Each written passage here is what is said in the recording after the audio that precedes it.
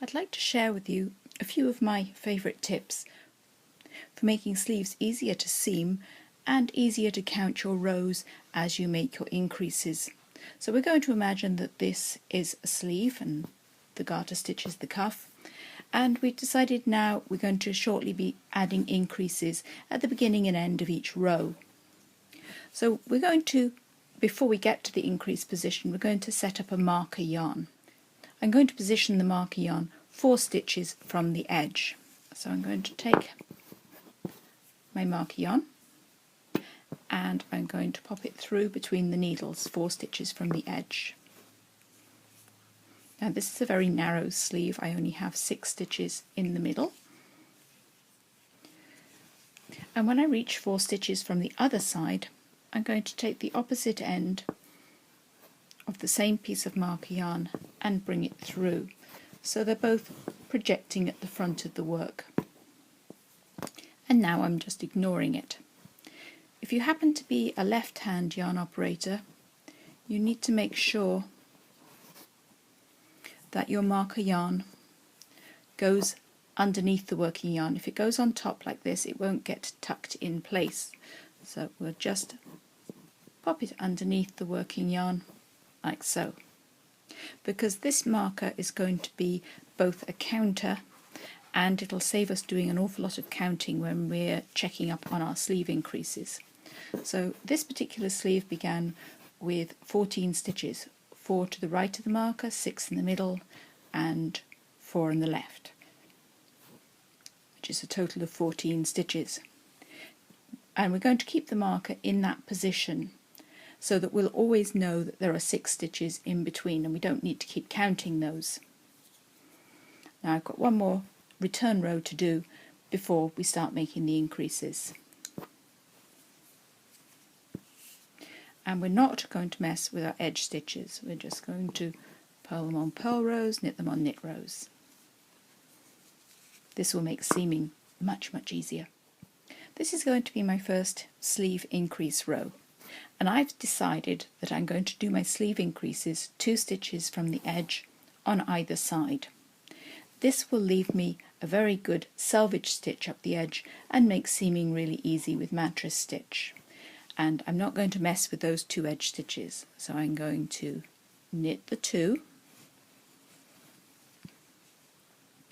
and I'm going to make a right slanting increase here. It's also known as a lifted increase or a raised increase. So I've tucked my right hand needle tip into the head of the parent stitch. It's not the one waiting to be knit, it's its mother. And now I'm knitting into the shoulder of the parent stitch, and this has got to come from a row below, so I give it a little extra slack in my increase stitch. And so my increase is before stitch 3. And now I follow it by knitting stitch 3 and knitting stitch 4. Now I'm going to start using my marker yarn as a counting device. If I remember to flip my marker yarn every time I do an increase, it will act as a counting guide. Scoot across the middle. Now when I get to the marker position at the left edge, I'll take the top end of my yarn and flip it back. And this will count my increase rows for me. So I'm going to work stitch 4 and I'm going to work stitch 3, but I'm not going to mess with the outside 2. So I'm going to do a left slanting increase into the parent of the stitch I just knitted. Last time we increased and then knit the child stitch. This time we knit the child stitch and then increase into the left shoulder of its parent. We can't increase into this one because we've just worked it. It feels as if it's way further down. If I just lift it from underneath, then I can tuck my needle tip in, knit, give it some extra slack because it's coming up from the row below, and then finish with my last 2 sacred stitches. I'm not going to mess with those guys. Now I'm going to do 3 more plain rows and we'll be ready for another increase row. So I've done a few rows since I last made my increases, and now I'm going to count. Now looking at it, I can't remember how many rows I did since I last increased. But if I pop a fine knitting needle in where my marker yarn went in and run it up underneath, I can count that I've done 4 rows.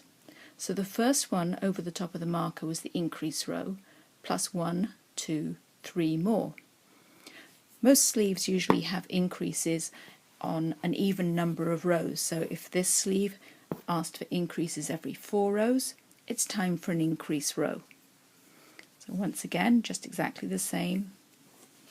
The first 2, right slanting increase, give it some slack, knit the next one, and I'm keeping my eye out for the marker position. Now I'm going to move the top end of that marker back between the needles and go to the other marker position. I'm going to flip my marker yarn forward and proceed until there's 2 stitches left. 3, 2 left. Increase into the mother of the stitch I have just worked and finish my row. Now I can effectively forget about my increase positions and keep on knitting, and I can count it whenever I'm ready. So if we checked it right now, you can see there is 1 rung of the ladder above the marker yarn. And if we look on the inside, you can see the marker yarns run up by an increment of 4. We can always press it open and actually see the colour of the marker yarn through, and once again it's telling us that we did 4 rows between increases, or increase row plus 3. And so if you've got a sleeve that has increases every 4 rows initially, then goes up to every 6 rows, you can keep track of it with this kind of marker. And I think it's time for an increase row again.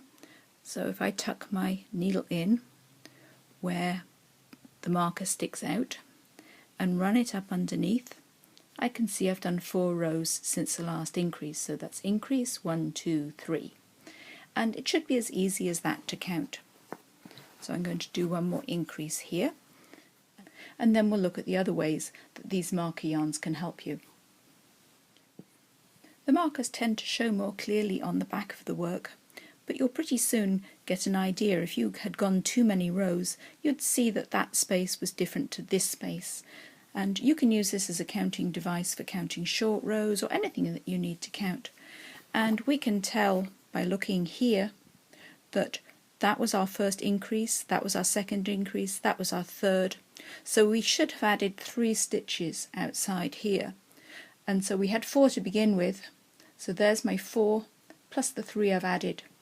So if you have to go up to a certain number of stitches on your sleeve, all you need add up are the ones you've increased. So we know there's always 6 in the middle, we never need count those. Normally that would be a much wider section, so there'd be 50 odd stitches in the middle you didn't count, plus in this case 7 on each side, which would take us up to 64. And if your sleeve has to go up to 68, we know we have to keep going till there are 8 outside the marker yarn. And if we want to check if it's time for an increase, just tuck the needle in where the yarn goes through, and we've done an increase plus 1, so we need another 2 rows.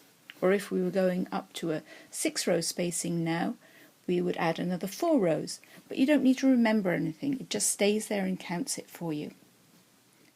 The selvage stitch down the edge, it's always ugly, can't help it, but that will be used in the seam at the side of the sleeve, and you have 2 nice columns of stitches between which you can easily do mattress stitch, and your sleeve will go together really nicely and be a lot more pleasing. I hope this really helps you with your sleeves.